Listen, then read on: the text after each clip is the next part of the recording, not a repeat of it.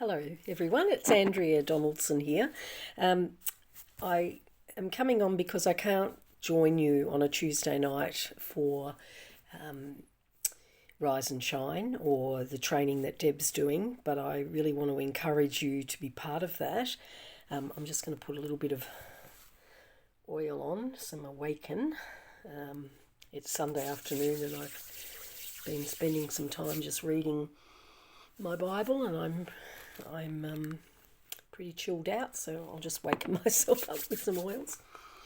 So I just wanted to say I miss meeting with you on a Tuesday night, but it doesn't mean I'm not thinking of you and praying for you as you attempt to build your business. I guess my word of encouragement today is to never give up. I've gone through a season in my business where I didn't introduce anyone to Young Living for almost 2 years, might have even been longer, just because of some things that were happening within our family and a change of job, a number of issues. But that's the nature of a business that involves people and growing people in their wellness. It's seasonal in the sense just like growing a garden.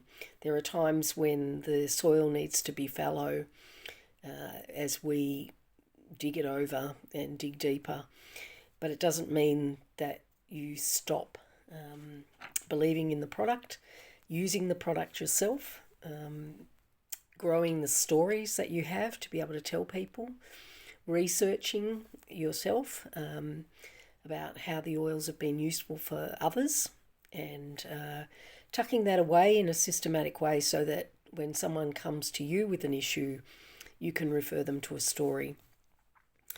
I guess I want to really encourage you to grow in your knowledge of the product, but to grow in your knowledge of, I'm going to do this as 3 Ps.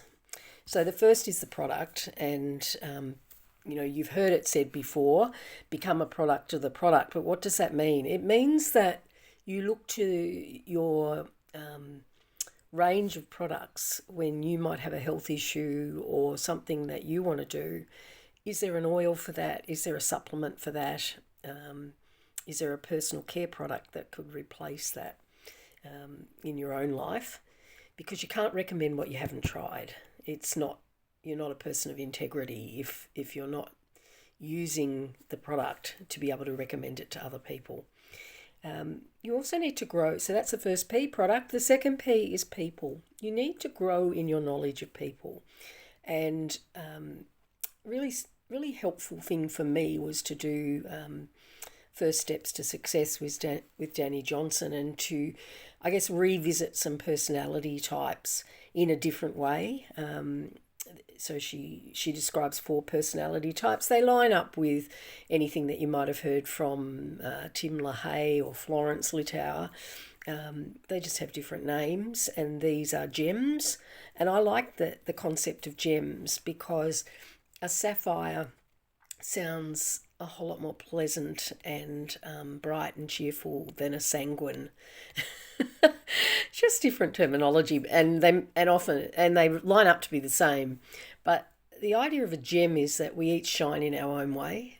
So if you're a ruby like me, I'm a ruby sapphire, then embrace that and be grateful for the fact that that's how God made you. But understand that others come at the world from a different perspective, and they bring their ability to shine in a different way. And if you think about a crown with a number of different gems, it looks beautiful when all of them are sparkling in their own beauty. The sapphires, the pearls, the rubies and the emeralds.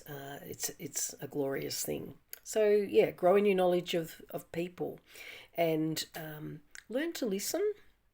Learn when to be quiet and just hear somebody's journey.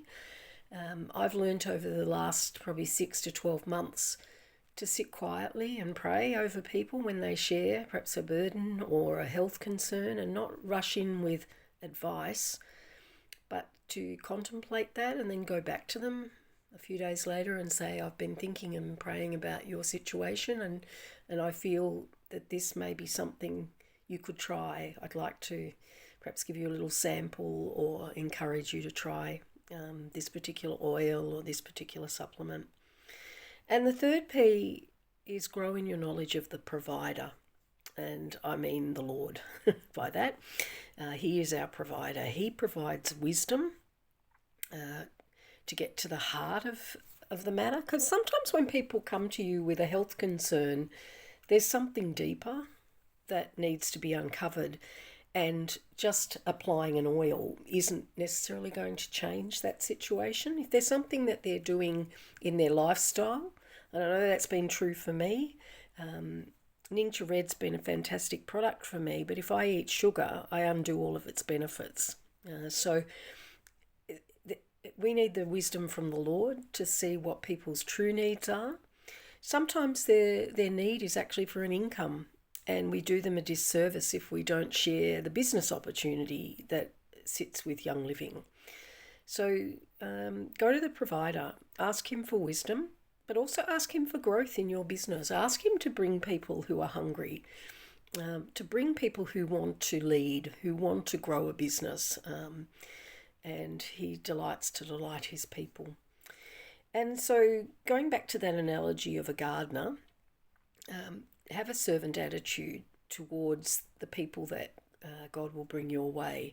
How are you going to tend to them? What do they need initially? A little seedling needs water and sunlight and protection from the winds. But our aim with that little seedling is that it will grow into a strong and vibrant plant. And so that's our aim with people too. We don't need to be everything to them. We introduce them to Young Living. We introduce them to the community that is our oily community.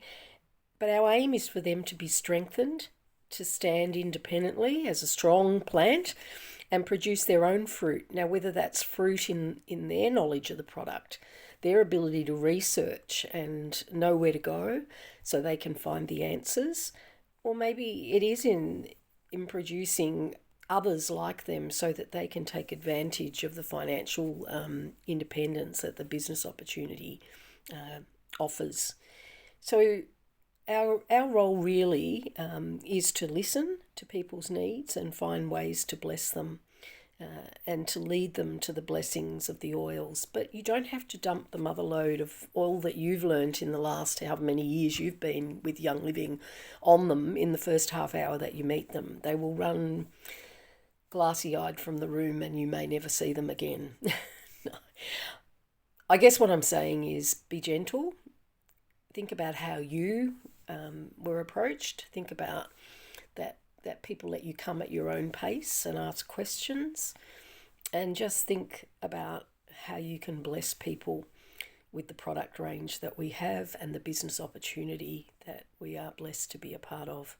Anyway, that's my word of encouragement. The 3 Ps, product, people and the provider. And I pray that over the next few weeks as we work with Deb, you'd get clarity about what your specific offering is with your business, with your life, and that you get passionate about that. And you would realise that what we have to offer is for everyone, but not everyone sees it. And they may not see it initially, and it may take years, they may never see it.